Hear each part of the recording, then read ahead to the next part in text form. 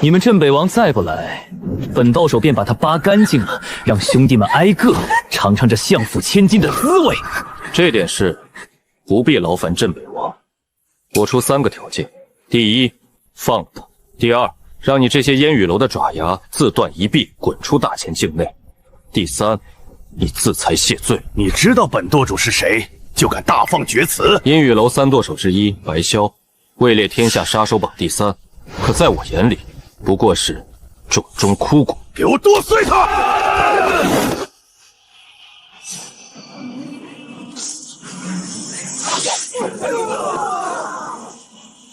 这是楼兰斩，你是这？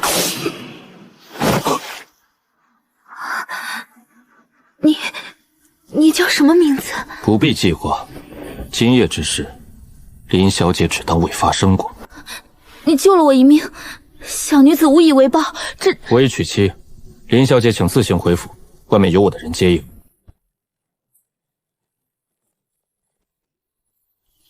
夫人，这才去江南游学1年，怎么这肚子？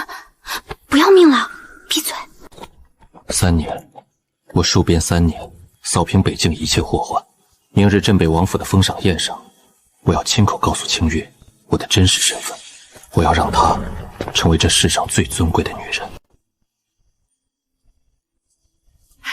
姐，你可算回来了！这1年多在外头游学，可把我和娘想坏了。当南名师果然名不虚传，尤其是那位段大侠的指点，令我受益良多。姐，你这肚子……哎呦，清月，你这是……生命之道博大精深，那位段大侠亲自为我传道授业，受益匪浅。我戍边3年，今日归来，你却带着身孕，你不该给我一个解释？在下奉段大侠之命，护卫沈小姐周全。沈小姐如今是我家段大侠的心上之人。你不过一个戍边莽夫，可莫要在段大侠的人面前失了体面。若再往前一步，休怪在下手下无情。姐，你肚子里怀的是段大侠的孩子。叶凌渊，你我虽有夫妻之名，但从未有夫妻之实。我腹中骨肉与你无关。至于孩子父亲的名讳，你还不配知晓。放肆！这3年，我家少爷为你沈家捐官置产铺路，将你们从市井商户抬入勋贵之列。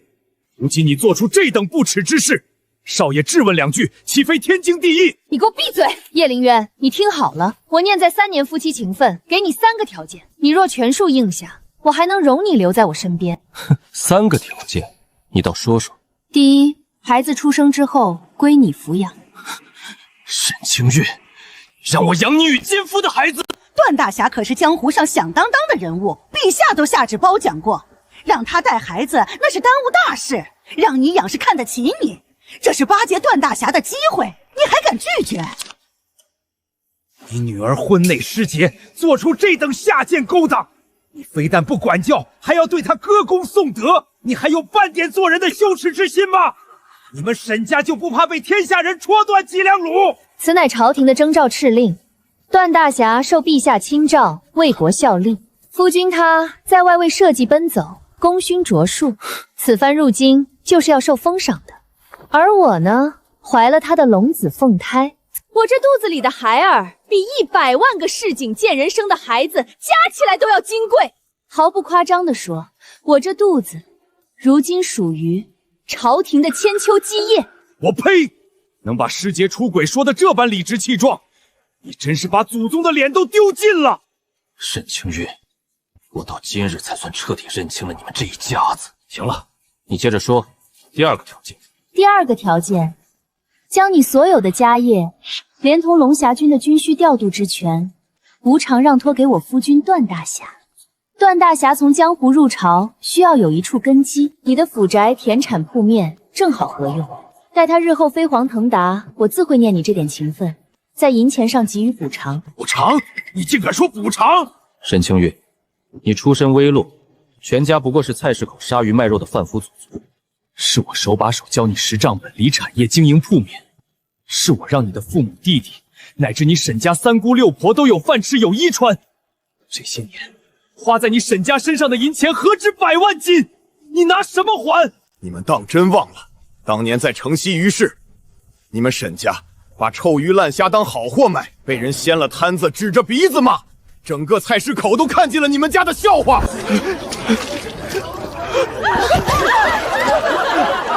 花他点银子怎么了？他娶了我姐，家产就该拿来帮扶我们。现在让他养我姐的孩子，那是抬举他。抱上了段大侠的大腿，他该偷着乐才对。沈才，这些年你赌坊里欠了多少烂账，都是我家少爷替你还的。你调戏良家，勾搭商户娘子，惹了多少祸事，哪一件不是少爷替你善后？你闭嘴！我让他给钱了吗？都是他为了讨好我自己巴巴送上来的，他自愿的。你忘恩负义！你这奴才眼里只有那点蝇头小利，却不知人外有人，天外有天。你不是一直好奇孩子父亲是谁？听好了，他便是江湖第一帮派段云盟的盟主段寒江。他男人竟是段云盟的盟主，那可是江湖上排得上号的势力，连官府都要给3分面子。娘，咱家这回可是要飞黄腾达了。段寒江乃人中豪杰，当初我在江南遇险，遭歹人劫持，是段寒江单枪匹马救我于水火。在他的画舫上，我们情投意合，这才有了这腹中骨肉。我沈清韵是被雄鹰垂青过的女人，怎会再看上一条土狗？段云盟不过区区江湖草莽，连朝廷的边儿都摸不着。我家少爷……安叔，不必说了。沈清月，第3个条件，说来听听。你在塞外那座陵园不错，段寒江看上了，你派手下入驻，充作屯兵之所。你把这份地契签了。那座陵园里葬着随我征战10年的兄弟同袍，他们为守大前边关，把命丢在了塞外。你竟让外人住进去，还要白白送给你那个奸夫！你守着那座空坟能当饭吃，死人占了活人的地，不如让出来，换段寒江一句记你的好。沈清月，你为了讨好他，连我兄弟的埋骨之地都要送出去。段寒江是我孩儿的父亲，是我此生挚爱，他能住进那陵园，是你们叶家祖上积德。积德？我知道你们叶家以前在边关当过兵，这点家业也是拿命换来的。可你呢，不过是个手无缚鸡之力的少爷，全凭祖宗阴部过活。我新姐夫住进去，那是让你那破园子蓬荜生辉，你懂不懂？至于那些死人，段寒江早就派人把坟刨了，骨灰全扔进了护城河里。一群死了的废物，凭什么还占着地方？沈清韵，你和你的奸夫都该死！敢辱我家盟主，该死的是你！签了这份地契，不然我先送你下去见那些死人。想动我家少爷，先踏过我这条老命。安叔，你身上还有旧伤，让我来。不碍事，少爷，别让这些安杂东西脏了您的手。老不死的，既然你急着投胎，给我剁了他们！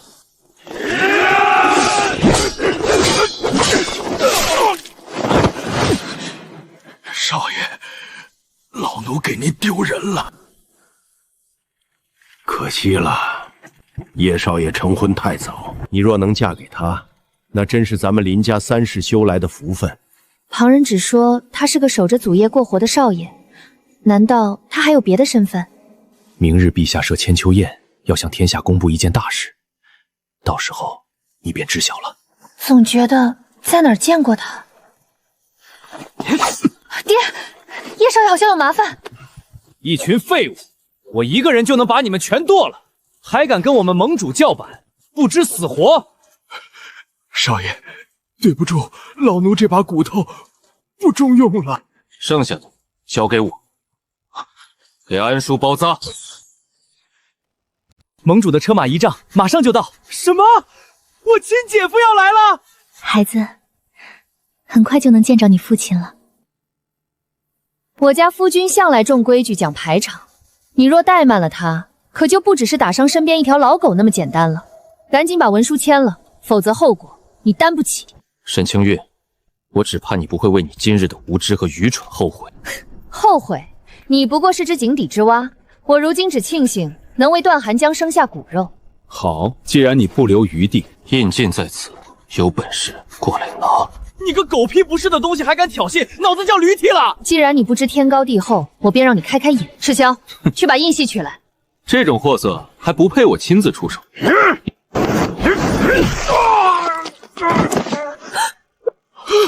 他什么时候变得这么厉害了？他手上藏了东西！废物，连个寻常少爷都收拾不了。你上。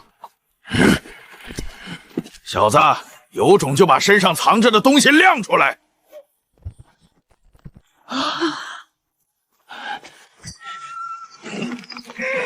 好沉，这怕不有5、60斤。5、60斤？何止？那是冰铁玄胆，一颗便有200斤。他把如此重物随身带着，先前还轻易击碎了青妖的臂骨，他怎会如此强悍？傻丫头，你这是上了心。如今他夫人要与他和离，你不正有机会？我的手，他身上还缠着东西！废物，滚下去！小子，有种就把身上藏的都卸了，跟爷堂堂正正打一场。我家少爷身上负重200斤，连3成的本事都没用。若真卸了，你们这帮喽啰连他一根手指头的力道都扛不住。韩叔，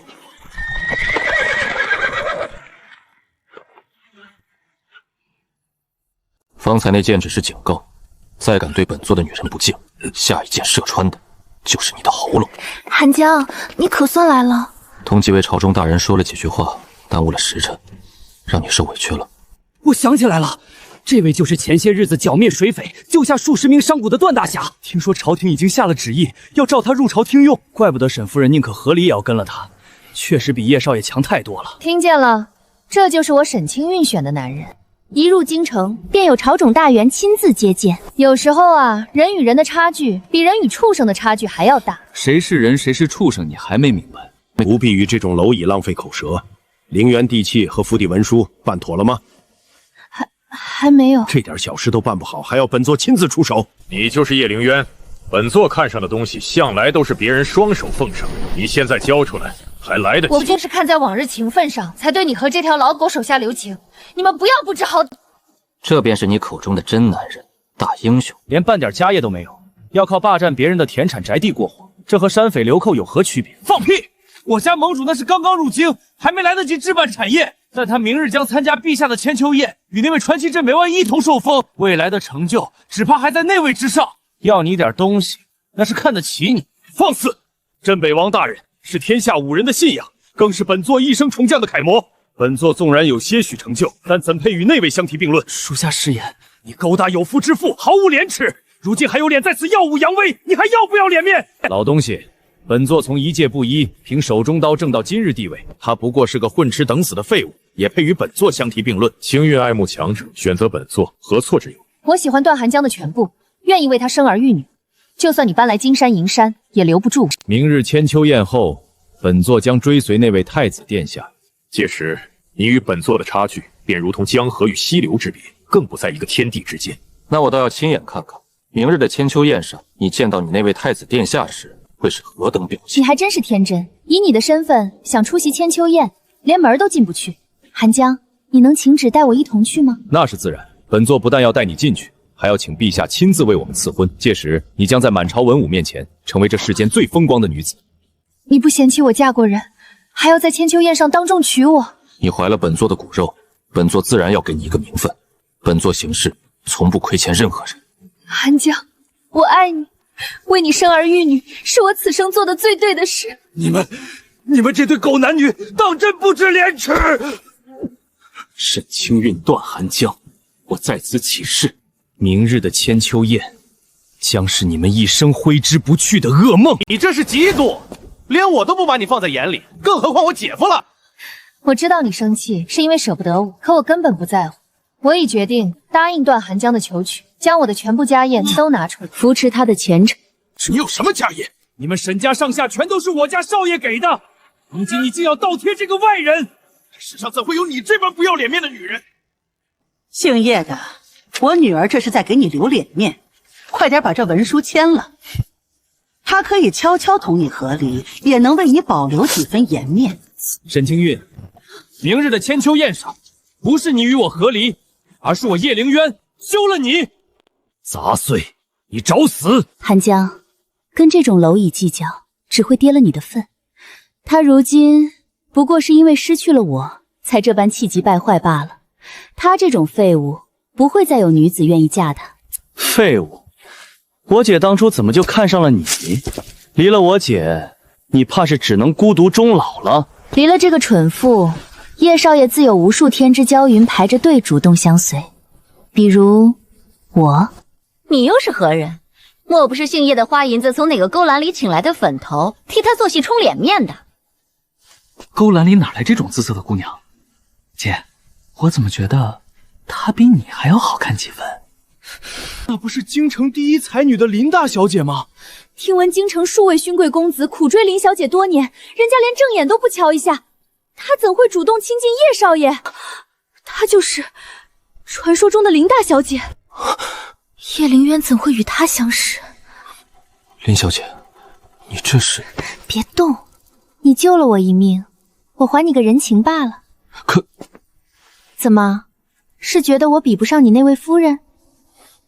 还是觉得我不如你前妻貌美，不能替你挣回颜面？我不是这个意思。那就搂紧些。我还真要谢谢你，若不是你有眼无珠主动弃了他，恐怕我这辈子都遇不上这样好的男人。好你个叶凌渊，你早就背着我同这女人勾搭上了是不是？你就是一个虚伪的伪君子！我先前一直苦苦追慕叶少爷，可他总说已有家室，屡次拒我于门外。而今你不知廉耻，被夫偷人，还主动提出和离，我大胆追求我倾慕之人，有何不妥？你别说我与叶少爷还未曾有半分余轨，便是真做了什么，你一个失节弃夫的妇人，有何资格说三道四？姓叶的，本座不得不承认，旁的你一无是处，可吃软饭的本事倒是登峰造极。若本座没猜错，林小姐怕是欠了你人情，被你临时拉来充场面演戏的吧？定是如此，否则以林大小姐的身份，怎可能看得上叶少爷？我喜不喜欢叶少爷，那是我自己的事，轮不到别人信不信。倒是你，怀了别人的孩子，堵在自己夫君门口逼他签休书，还要他把家业送给你的奸夫，真是不知礼义廉耻。段寒江，替我收拾这对狗男女，让他跪着把文书签了。我要让这女人看清楚，叶凌渊就是个彻头彻尾的废物。明日便是千秋宴，不宜在此刻招惹是非。若给镇北王和陛下留下不好的印象，反倒坏了大事。待明日过后，本座受朝廷重用，莫说是他的宅邸田产，连他叶家祖宗留下的所有东西，本座都要一并拿走，让他知道招惹本座女人的代价。寒江，你总是能把事情想得这般周全。姓叶的，你听清了，明日过后，你将一无所有。我要让你下半辈子沦为街头乞儿，让你永生永世都后悔今日招惹了我。沈清月，你比我想象中还要蠢上千倍万倍。明日千秋宴上，我倒要亲眼看看，你见到镇北王时，脸上会是什么样的神情？死到临头还嘴硬，好好享用你最后的时辰吧。明日过后便是你的死期。我们走。诸位，此前是我叶凌渊有眼无珠，错付了真心。明日千秋宴上，我与沈清瑜之事自会了断。叶少爷，您当真要去千秋宴？您若去了，沈夫人和段大侠必定要当众折辱您的。叶少爷，忍一时风平浪静，那段大侠毕竟是江湖一方势力的盟主，您惹不起。惹不惹得起，明日自有分晓。叶少爷，如今你也恢复自由身了，是不是该考虑考虑我家静书了？方才多谢林小姐替我解围。别我一来就停了啊！你们继续，老夫不碍事儿的。不是这个意思，林小姐尚未出阁，若传出什么闲话，我不介意的。若你愿意，我可以一直陪你演下去。少爷，依老奴看，您与林小姐才是天造地设的一对儿。我眼下无心谈及儿女私情。叶少爷，你是觉得我配不上你吗？不是，我绝非此意，你莫要误会。不管怎么说，叶少爷救了我家小女，老夫理当好好谢你。静书名下有一家茶楼，手艺尚可，不知叶少爷能否赏光，一同用个便饭？好，请。少爷，沈家往日的用度一应都是走的您的账。从此刻起，沈家的一切供给全部收回。他们留在府中的物件一律扔出去。是，老奴这就去办。是，老奴这就去办。对了，少爷，还有一事，事前您吩咐要在千秋宴上给沈清虚一个惊喜，补办一场大婚典礼。取消。可是，各方的贺礼都已经备好了，其中不乏陛下与各藩国使臣的心意。不取消，难不成还要送给沈清瑜那个贱妇？老奴不是这个意思，老奴是想林小姐倒是个不错的人选。我与林小姐才相识一日，这如何使得？少爷当真是块木头。林小姐瞧您的眼神都快凝出丝来了。不成，大婚之事绝不能取消，到时候您不想娶也得娶。姐夫，这可是京城头一等的酒楼，在这儿请您用饭，不给您丢人吧？小才在京城这些年，也算结交了些人脉，往后我让他好生替韩江你跑腿办事。青韵倒没夸口，你勉强入得了本座的眼。去，叫弟兄们都进来，落座用饭。姐夫，这醉仙居一桌席面，少说也得100两银子起。您这些手下全都叫进来吃。怎么，以本座的身份，不配叫弟兄们在此处用饭？小才，怎的这般不懂事？段寒江贵为段云盟盟主，又是受朝廷钦点入京，衣食住行自然都要用最好的，他更配享用这些。是，姐夫，我知道错了。哼，横竖也是叶灵渊那废物掏银子，花的又不是我的钱。请。沈公子，小店是京城头等的雅肆，您看您带的这些……瞎了你的狗眼！这些可都是我姐夫的人，江湖上的好汉，能来你这儿吃饭是给你脸了，你懂不懂？那烦请诸位收敛些，莫要惹出事端。几位爷，这是本店的菜牌，告诉他本座用饭的规矩。我家盟主用饭从来不点菜，把这菜牌上的菜全上一遍。再把你们店里最好的陈年佳酒全搬上来。全上一遍？可这废什么话？叫你上你就上，我姐夫的身份还差你那几个钱不成？是，几位稍后，小的这就去安排。掌柜的，这沈家人往常来用饭都是挂叶少爷的账，可叶少爷方才传了话来，说从今往后不再管沈家的账了。他们若付不起银子，可怎生是好？他那位姐夫看着挺有钱的，先照吩咐上菜吧。是。本座行走江湖多年，难得遇上如意的馆子，这里算一家，往后要常来。姐夫喜欢就好。等日后您得了镇北王的青眼，来这种地方，那还不跟回自家后院一般？走吧，明日千秋宴的事还要提前打点。姐夫果然有大将之风，这排场满京城都找不出第二家。沈公子，您几位还没结账呢。结什么账？我往常来吃饭都是叶灵渊结的。实在对不住，叶家方才特意传了话来，从今日起，沈家的一样开销，叶家分文不管。这账得您几位自己结了。什么？少爷，沈家留在府中的物件都已清了出去，只是这条丝帕。叶少爷，这帕子能让我瞧瞧吗？怎么有些眼熟？那时少爷遭人暗算，中了剧毒，命悬一线，幸得丝帕主人相救，才捡回性命。那人便是沈清韵，这也是少爷为何娶她帮扶沈家的缘由。原来如此，难怪叶少爷对沈家百般照拂。沈清韵在撒谎，当年救你的人根本就不是他。小姐，这人面色发青，怕是中了毒，许是江湖仇杀，咱们莫要招惹是非，快走吧。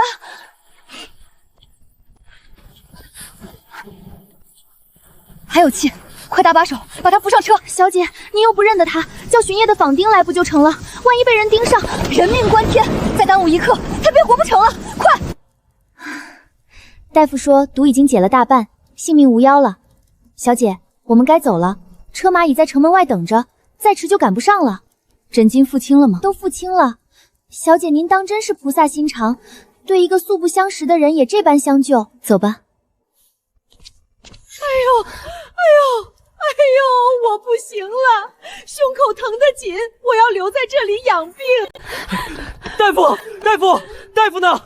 大夫！不过是吃坏了肚子，回去煎2服山楂甘草汤便好了。如今病榻紧张，没有空余的给你用。我娘疼成这样，你让她回去，你懂不懂看病？滚开，滚开！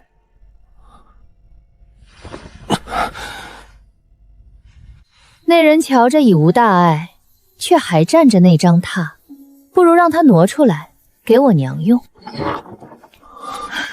你醒了，没事了吧？没事就赶紧起来吧，外面还有病人等着呢。是你救了我。这身佩玉器不是寻常人家能有的。对，是我送你来这医馆的，原来是为了这桩事才叫你白白搭上了半条命。好一个沈清韵！明日千秋宴上，我倒要当着满朝文武的面问问他，当年究竟是如何救的你。什么？你说什么？叶灵渊那个废物竟然真的不管我们了！行了，不就1顿饭钱吗？不用指望那个废物。多少钱？本座来付。段大侠，您几位今晚共消费白银2063两，给您抹个零头，3两不要了，您付2060两便好。什么？2000两？怎么会这么贵？姐夫，这里是醉仙居，京城头等的馆子，就是这个价。平时我跟朋友来，一顿也得花个几百两。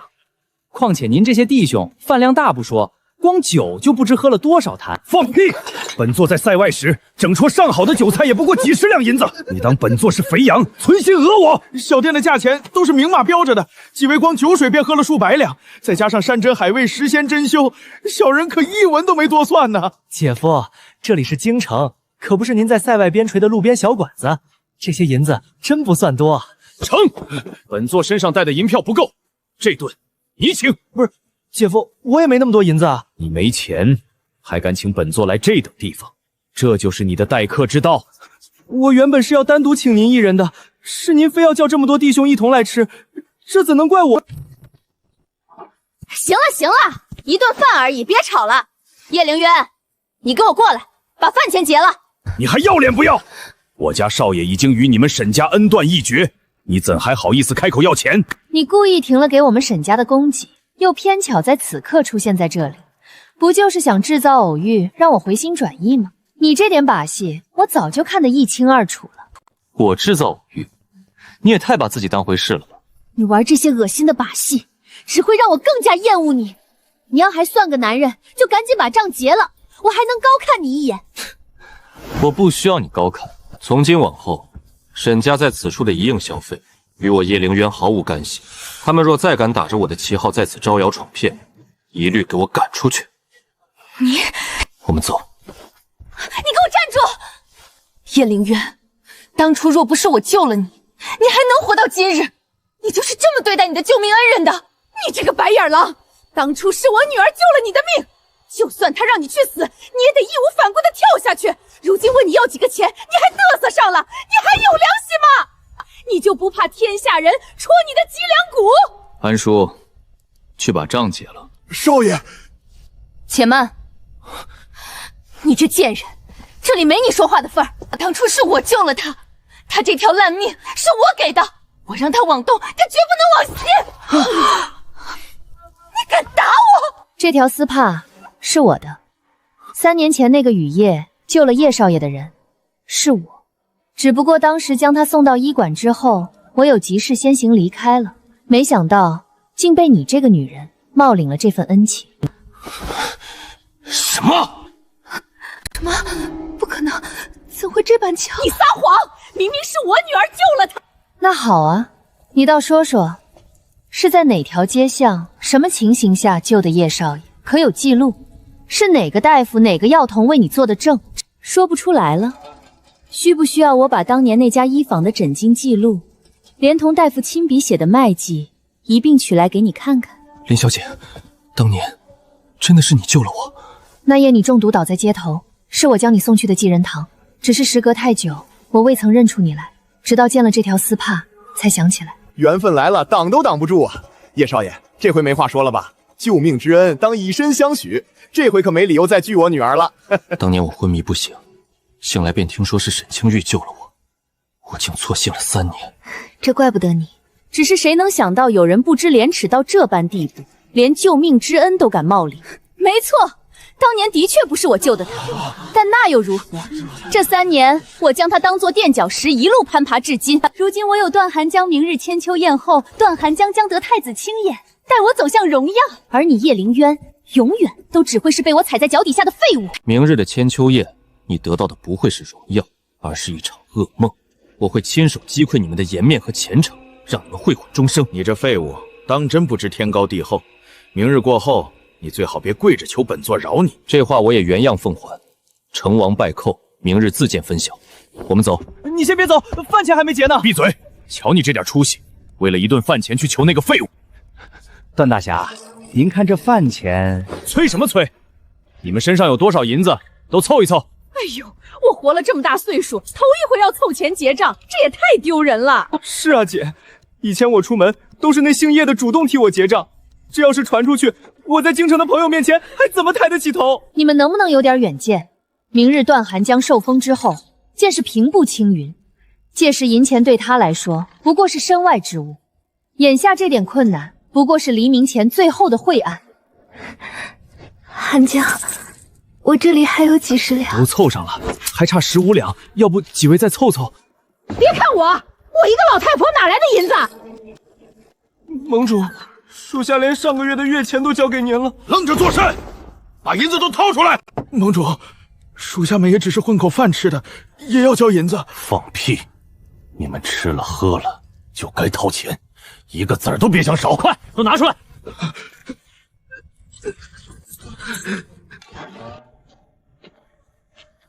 你们家从前就住这种地方？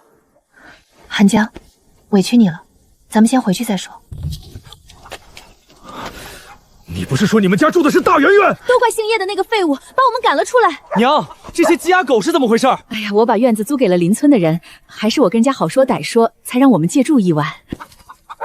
你让本座跟这些畜生挤在一个院子里，还不是因为你，咱们才被赶出来的。想我沈才在青城也算有头有脸的少爷，如今竟沦落到这般田地。都给我闭嘴！段寒江不嫌我，愿意娶我，就委屈一晚上，这都忍不了。寒江，对不住，他们不懂事，我会好生管教他们的。算你懂事，有大局管。院子石头出来，你们随本座出去办点事。小人自半年前接到上头密令，便开始赶制这件袍服，为的是明日千秋宴上，少爷能在天下人面前一展风姿。不错，甚合我意。那小人即刻命人送到您府上。派人去查段寒江的底细，他那帮手下不过是一群乌合之众，以他的本事，断不可能从白霄手中救出沈青云。更何况沈青云身上有我给的玉璧，此事必有蹊跷。本座看中的就是这件。寒江，明日你穿这身赴千秋宴，必是全场瞩目的焦点。人靠衣装，马靠鞍，去把银子付了吧。夫人，这件袍子一共36两，怎的这般贵？怎么替本座花些银子便心疼了？不是，寒江，我带的银票不够。出门时本座让你把银钱都带上，你怎生回事？我身上统共只剩10两。怎么可能？你在江南时，每月给本座收取的银钱少说数百两。那些银子都是叶凌渊的。废物！离了叶凌渊，你连这点事都办不好。没想到沈夫人离开少爷之后，竟落魄至此。叶凌渊，你还真是阴魂不散。王掌柜，沈家人今后的一切用度，与我叶凌渊再无干系。你看本座的笑话很得意，本座告诉你，你穷的只剩下几个钱了。几位到底买是不买？若不买，便请离店。姐夫，要不咱们走吧？这也太贵了。你懂什么？这锦绣坊是京城名门定制衣饰的地方。明日赴千秋宴的宾客都是在这锦绣坊定制的袍服。本座甚至听闻，连镇北王的礼服都出自此间，唯有这里的衣裳才配得上本座的身份。可咱们也买不起呀。把这破玉佩压了，应当能值几个钱。青云，此玉传了1000年，是我叶家的信物，它的分量不能用银钱衡量。你要把如此贵重的东西给我？什么？把它压了？怎么你不乐意？先前地契的事你办不好，如今压块玉佩也婆婆妈妈。韩江，你别生气，我没有不乐意。乖，往后本座给你寻一块更好的。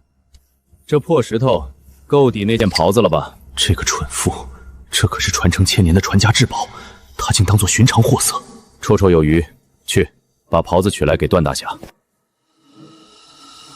少爷，从此刻起，我叶凌渊与你们沈家才算真正的一刀两断。废物，本座且让你再得意一日。明日的千秋宴将是你们一生挥之不去的噩梦。这废物祖上留下的家业还剩下多少？少说也得20-30万两白银。明日本座不仅要请太子殿下亲自赐婚，还要请他做主，将叶凌渊所有的家产尽数判给你。本座要让他一无所有，沦为乞丐。传我将令，3万龙骧铁骑即刻拔营回京，共赴千秋宴，见证吾主登临至高。是。折龙倚经年，一笑动千山。这沉睡的东方古国，因他一人将再临盛世。随本使赴千秋宴，贺镇北王大婚。是。少爷，千秋宴诸事已备妥，届时将由陛下亲自为您加冕册封。对了，先前要补办的那场大婚，可曾取消了？少爷，先前不是您亲口吩咐取消的吗？彼时我不知林小姐才是真正救我之人，既然已取消，那便罢了吧。少爷，老奴伺候您这些年，还能不知您的心思？叶先生，长月兄，你不是让我带各家给少爷送贺礼吗？怎的还不见动身？叶先生放心，贺礼早已备妥，总价逾100万两白银，是京城各大家族对太子的一片心意。尚可，你此番前来可有别的事？萧某确有一事相求，我想让那不成器的儿子带我向太子献礼，一来是让他开开眼界，二来也盼他能得太子几分清眼，日后若能给太子当个跑腿，也算是我萧家几代人修来的福分。我家少爷虽身居高位，但性情谦和，只要你那儿子不犯浑，自然少不得重用。多谢叶先生，多谢叶先生。这便是京城顶尖的宴席了吧？我这辈子都没见过这等排场，果然跟着姐夫才能长见识。瞧你们那点出息，带你们来不是让你们给本座丢人的。韩江虽比不得那位镇北王，但在这千秋宴也是备受瞩目的贵客，你们莫要像个没见识的乡巴佬，给他丢人。那废物怎么也混进来了？你还真是阴魂不散！你以为出现在我面前就能让我回心转意？当真是天真的可笑！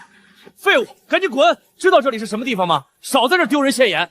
沈才，你在我眼里不过是个烂泥扶不上墙的纨绔，我不想与你计较，别自找难看。你这下作东西还敢骂我！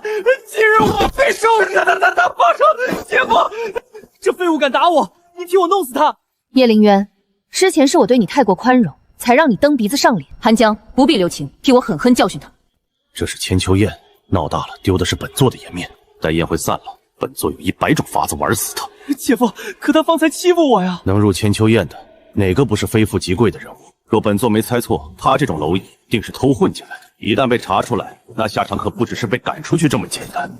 不管是你来的正好，此人胆敢擅闯千秋宴，你最好当众处置了他，以儆效尤。这位公子看着面生，请出示您的名帖。我没有名帖。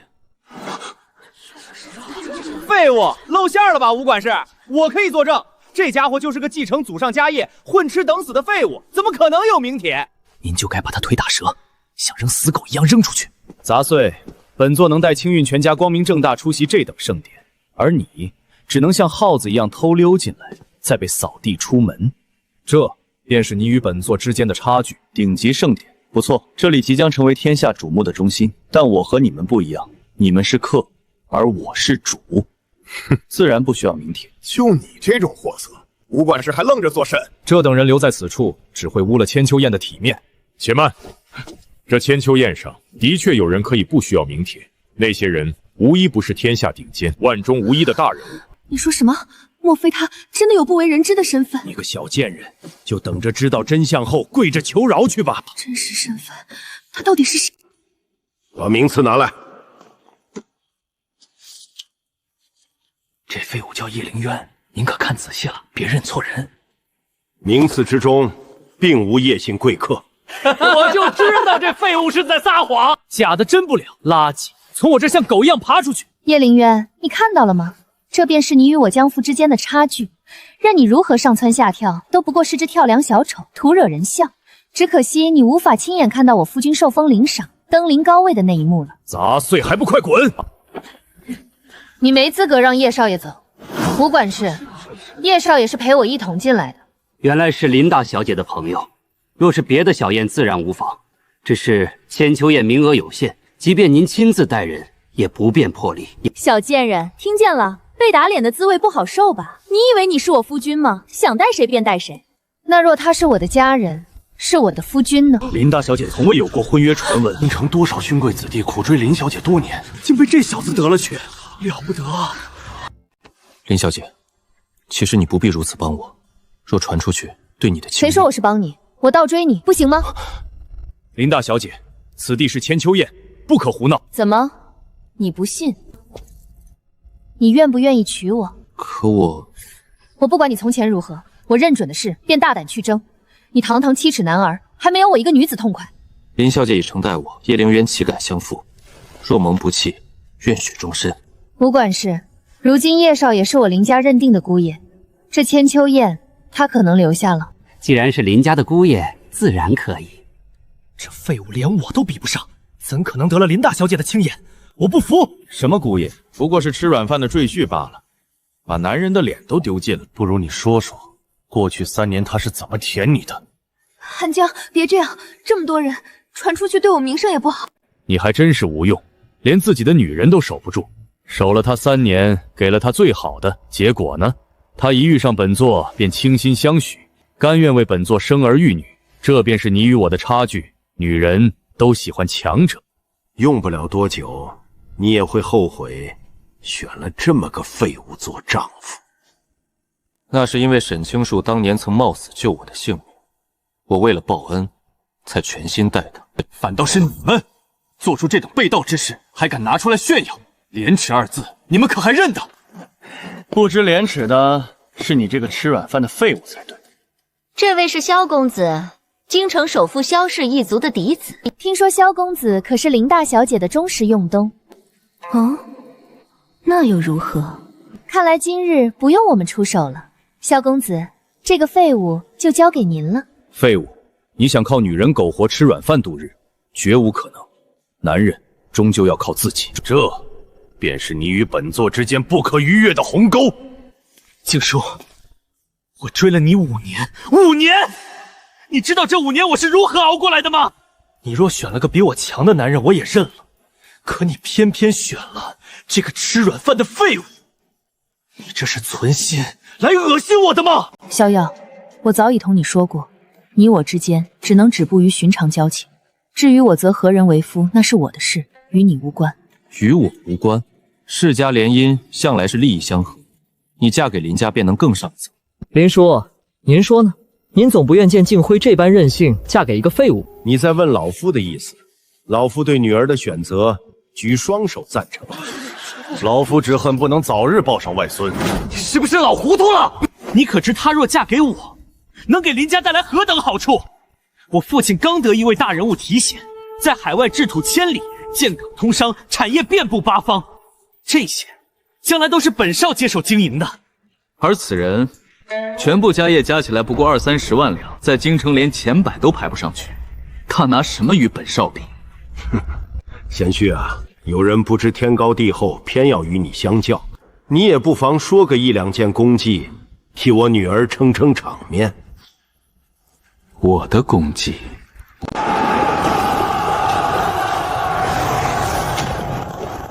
北定漠北，南方水匪，西扫36部，大前疆土，皆我铁骑所踏。参见镇北王。不知我这些微末功绩与萧公子相比，孰高孰低？本座不得不承认，你这废物旁的不会，吹牛倒是张口就来。你说的这些，比镇北王大人的功绩还要高出一头，难不成你比他还厉害？叶哥哥，今日千秋宴是为嘉奖镇北王而设，这些话不能乱说的。你这是在亵渎镇北王，按律当斩！我说的是真是假，待会儿自有分晓。说出去的话，泼出去的水，岂是他想收回便能收回的？无管事，你还不快将这废物拖出去，最好直接斩首首送。镇北王乃大前之脊梁，一世之传奇，岂容你亵渎？看在林家的份上，你此刻当众认错，收回狂言，本官还可网开一面。废物，吹牛吹到自己脸上了吧？还不跪下认错？态度虔诚的话，咱们还能考虑放你一马。认错？我为何要认错？先不说我方才所言是否句句属实，即便我现在坐到那高台之上那个一人之下的位置，你们这些人也无半分资格阻拦我，更不配在我面前说三道四。因为那个位置本就是为我而设的，我就是你们口中的镇北王，这便是凭证。盘龙玉璧，此乃镇北王的贴身信物。吴管事，您看错了吧？那就是个破玉坠子，我姐戴了好几年，早就不稀罕了。我曾听陛下亲口说过，此玉内藏龙影，若隐若现，乃传承1000年的至宝。镇北王的信物绝不会有假。属下参见镇北王。拜见镇北王。我竟亲手抛弃了他，还将那传世玉璧拱手让人。不可能，他怎么可能是镇北王？那位传奇是我毕生仰慕的信仰，怎会是这个废物？起来吧，我说过，今日这场千秋宴是你们此生挥之不去的噩梦，因为我就是你们口中的信仰。告诉我，你们后悔吗？你真的是镇北王大前真正的脊梁？这样的我，你喜欢吗？此前我一直以为你不过是寻常世家子弟，如今看来，倒是我配不上你了。当真可笑至极！你们都被这个冒牌货骗了。此言何意？你们有所不知，今日的千秋宴，镇北王也只能排在第2。台上那鎏金王座是给另一位真正大人物准备的，那位便是当朝太子，陛下嫡子，未来的储君。太子？我怎么从未听说过当朝还有太子？你身份卑微，自然不知这等秘稀。镇北王是当世传奇，而太子殿下乃是皇室正统，天下共主之选。据说太子殿下自幼便离宫历练，在民间征战四方，安邦定国。虽不曾以储君身份示人，但功业早已铸就。此番千秋宴，便是陛下为太子正名而设。不曾想，此番千秋宴竟是为储君归来而毕。萧公子，这消息你是从何处听来的？可准确？准确。本少今日前来，便是带押赴赴宴，代表京城所有世家向太子殿下敬献贺礼。补办大婚的事，安叔并未取消，看来他是想给我一份惊喜。那依萧公子所言，为何说他是冒牌货？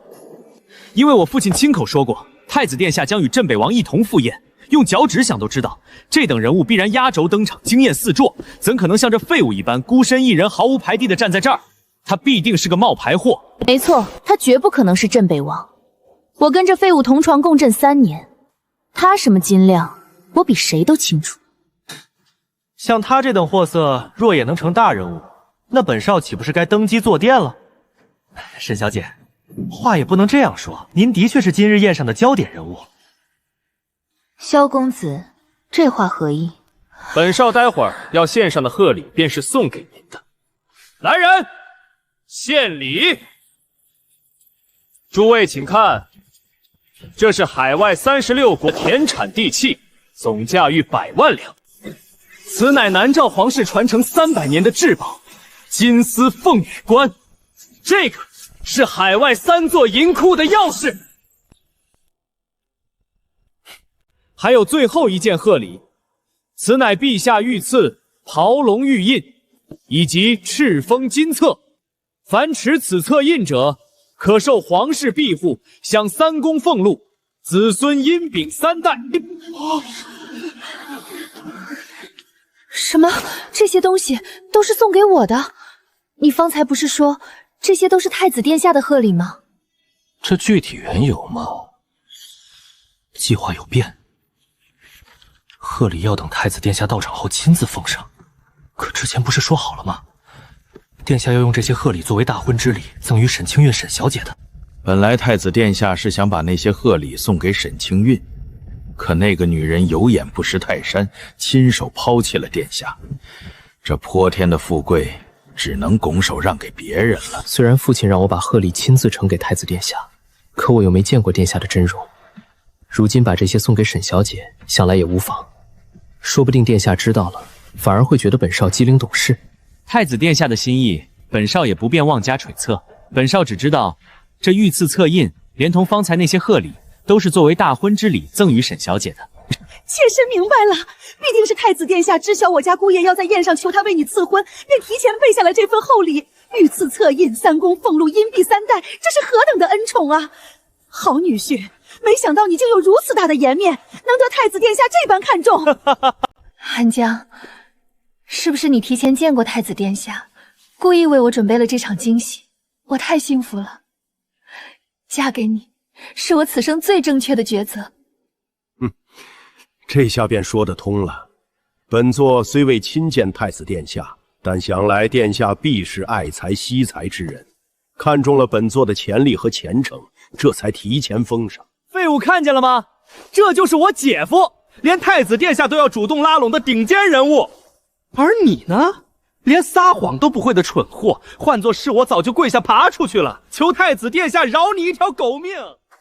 我真要被你们蠢笑了。这些东西一看就是提前数月备下的。段寒江，你入京不过1日，用膝盖想想，这些东西也不可能是为你准备的。萧长月也算是个人物，怎生养了你这么个蠢货儿子？令尊没教过你，做事之前先把眼睛擦亮了，真是蠢到家了。你敢羞辱本少，信不信本少现在就让你血溅当场？叶凌渊，你少在这巧施虚谎。既然你说这些贺礼不是太子殿下为我和清源大婚准备的，那你说他们是送给谁的？你？没错，我就是当朝太子。没错，我便是当朝太子。笑死本座了！方才你冒充镇北王，如今又冒充太子殿下，怎么？你觉得一条命不够死，还想株连9族？段大侠说的在理，你这个废物死定了。不过静书，若你此刻回心转意，回到本少身边，本少还可以考虑去求太子殿下饶他一条狗命，否则天上地下没人救得了他。假冒太子是诛9族的大罪，这回真的闯了大祸。你我尚未成婚，此刻后悔还来得及。你把我林静书当成什么人了？大不了倾重林家所有，也要保你平安。不必。不过冲你这番心意，叶家夫主人的位置你当得起？死到临头还在嘴硬，本少让你跪下，你听见没有？跪下！看来令尊平日疏于管教，看在他替叶家尽心尽力的份上，我便替他教教做人的道理。你敢打本少？你们还愣着做什么？给我放箭，射死他！看来不用我们出手了。这废物今日必死无疑。自己无能，却总奢求远超本分的东西，有此下场，是他活该。快放箭啊！射死这小畜生！动手！都给我住手！你死定了！我爸来了！我还是头一回见我爹如此动怒。今日就算天王老子来了，也保不住你！我说的，爹，您可算来了，快跪下！爹，您打我做什么？长月兄，你萧家3代积攒100年家业，今日就要毁在你这个蠢儿子手上了。叶安，他不过是叶灵渊身边的家奴，怎么会与京城首富一同入殿？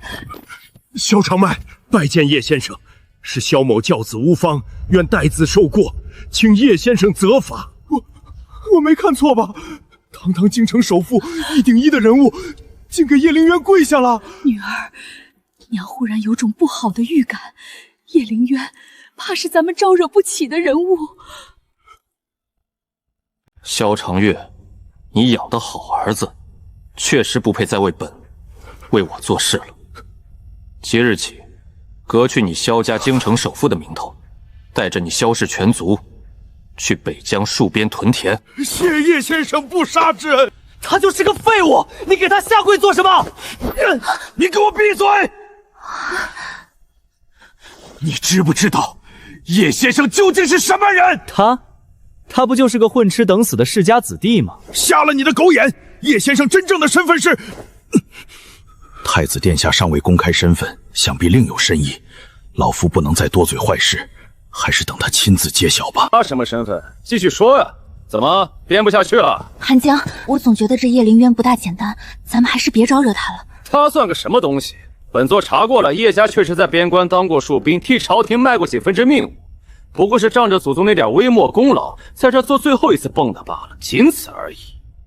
叶家传承1000年，与国同修，自先祖起便为大前开疆拓土、建功立业。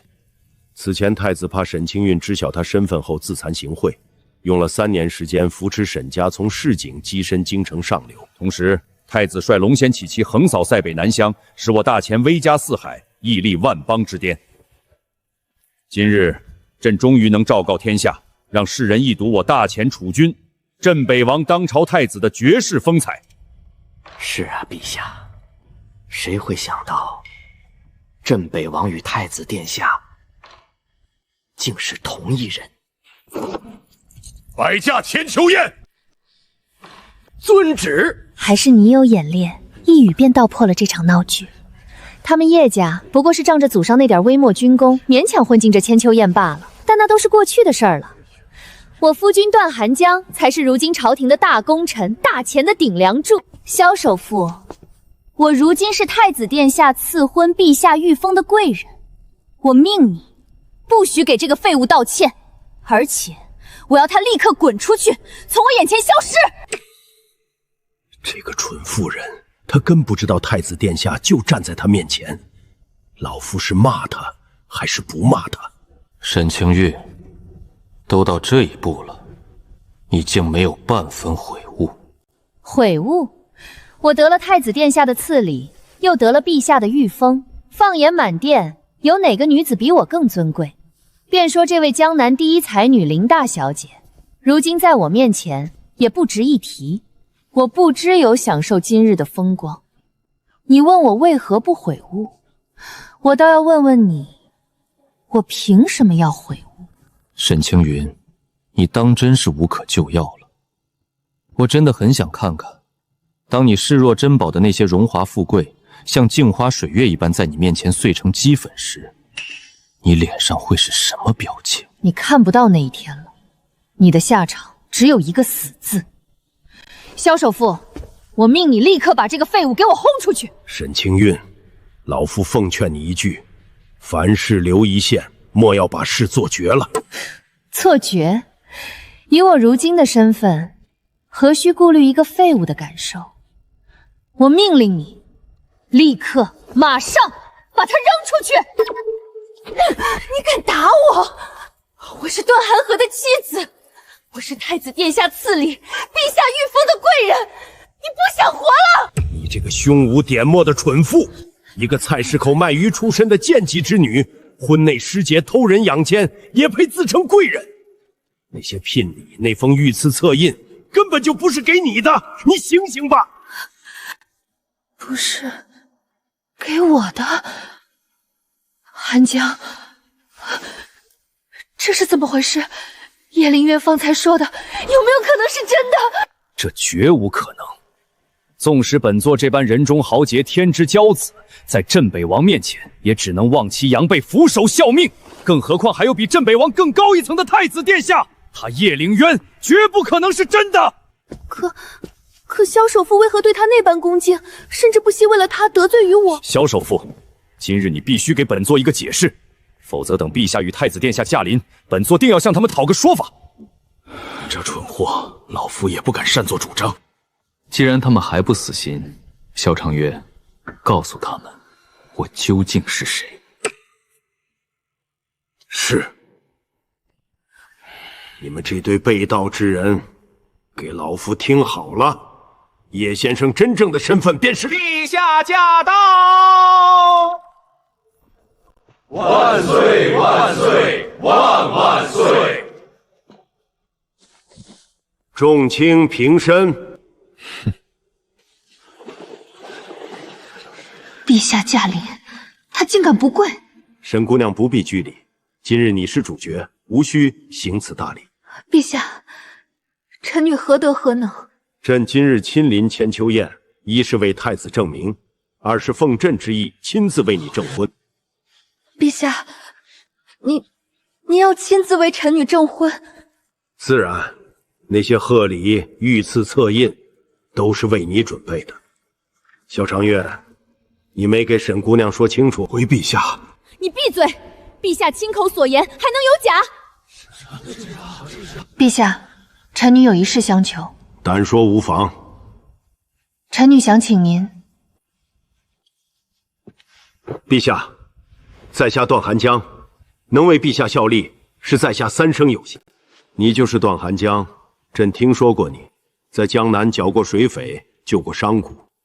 日后你好收跟着太子做事，朕自不会亏待于你。谢陛下隆恩，臣定当肝脑涂地，万死不辞。某些废物听见了吗？陛下金口玉言，你那些胡言乱语已然不攻自破。陛下，臣女有一事审求，请陛下将叶灵渊这个狂妄之徒立即逐出京城，永不许踏入半步。你说什么？你让朕逐他出京？没错，此人屡次羞辱臣女，更当众亵渎太子殿下和镇北王威名，死不足惜。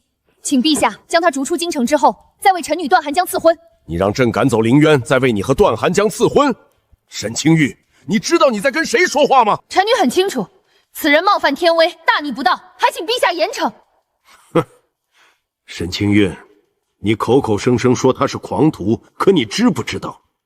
哦，朕明白了，看样子你还不知道他是谁。清韵，今日陛下在此，让陛下处置一个废物，确实不妥。不过这厮的确不知天高地厚，不如让本座亲自出手，教他做人。废物，你不是挺能装的吗？你若接得住本座三招，本座便饶你一条贱命。陛下，这是臣的私事，请您允准臣自行处置。正好，本王也想知道，沈清韵选中的这位人中豪杰究竟有几分真本事。我姐夫可是段云盟盟主，这一掌下去，那废物不死也得惨。段云盟主，一脚就趴下了。我上都比他强，那你上啊！都给本座闭嘴！是本座轻敌了。废物，你别得意。本座在江南时受了些内伤，再加上一身30斤的铁叶软甲压着，才让你钻了空子。足有20-30斤，怪不得你方才没打过他。20-30斤，这也算负重？我家少爷身上的负重足有200斤。少爷，要不要属下替您解下？不必，他的实力比本王想象中还要弱上许多。本王一根手指头便可对付他。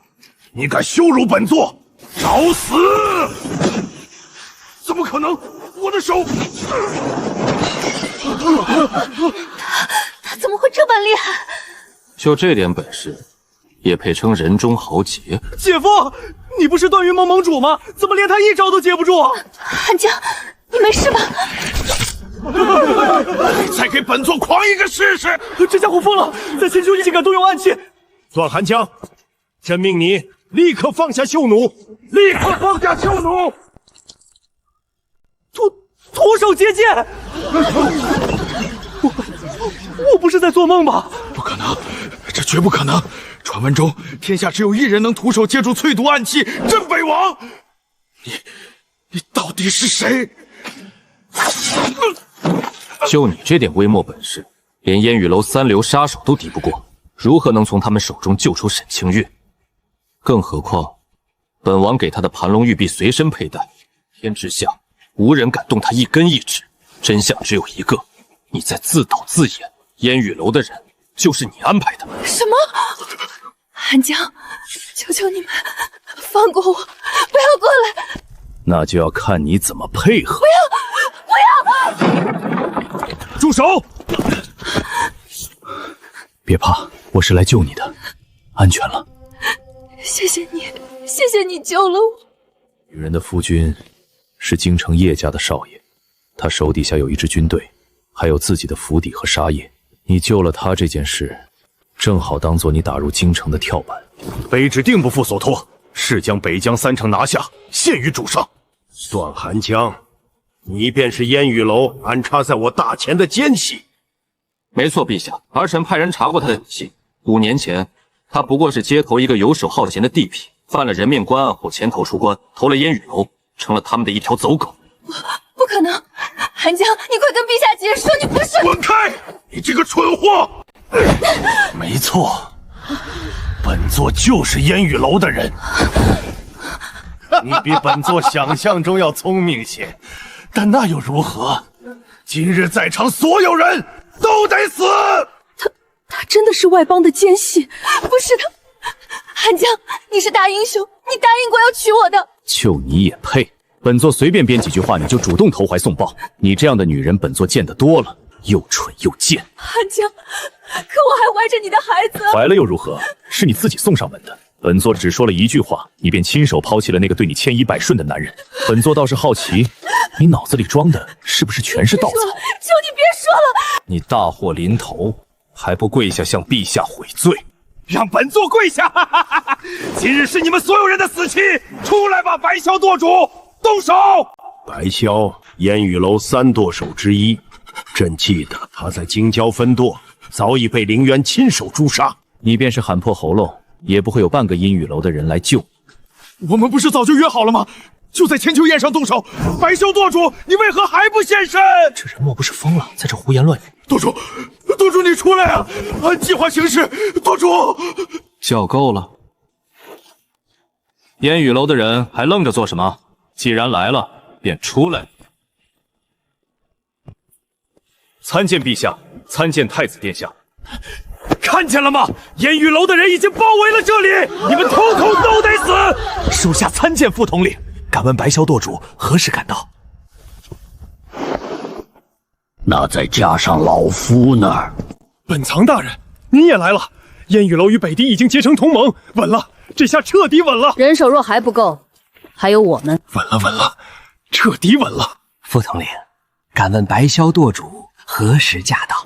之前许诺给我的那份犒赏，应当不会食言吧？白霄舵主，谁干的？本王昨日亲往京郊分舵，送了他一程。太子殿下英明神武，阴雨楼上下愿归顺大前，永不再犯。你背叛我！你们全都背叛我！不可能！你怎么可能打败烟雨楼？凌渊，事已至此，该让天下人知道你的真实身份了。这便是大前的镇北王，更是朕的嫡子，当朝太子。参照太子殿下，千岁千岁千岁。平身。你骗得我好苦，你为何要瞒着我？为何不早早告诉我你的身份？我说过，你不信。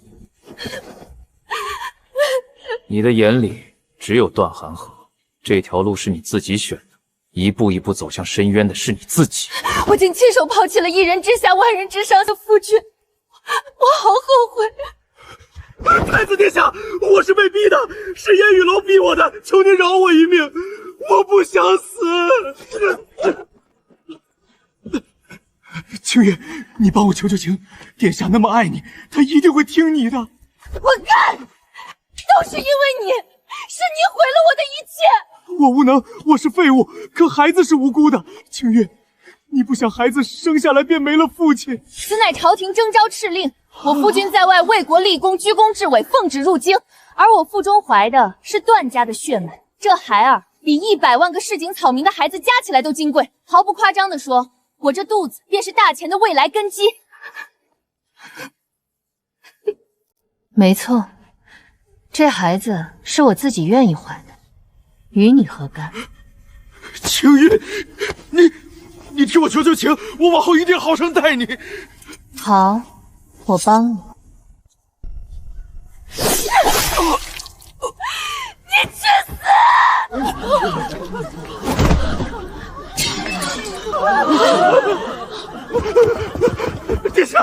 殿下，我姐她知错了，她亲手杀了那个奸贼，您就饶她这一回吧。这3年，你从未叫过我一声姐夫，从今往后，你沈家与我再无半分干系。凌渊，我知道错了，你心里还有我的，对不对？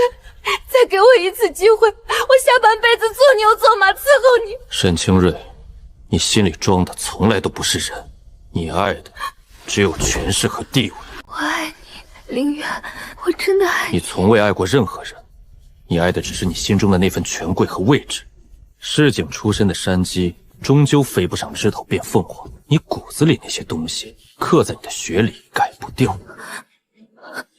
红英，此人当殿行凶，刺杀朝廷命官，将他连同他的家人全部拿下，依大钱律法处置。是，来人！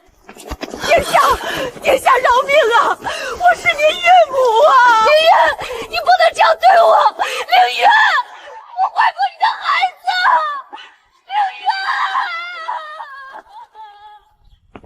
少爷，尘埃落定，您与林小姐的婚事。殿下，我配不上你。可我尚未公开身份时，是你站出来说要嫁给我的。那是因为那时我不知你是大钱的储君。那我现在以储君的身份，褪去所有冷冽与锋芒，只求你一件事。何事？陪我一起君临天下。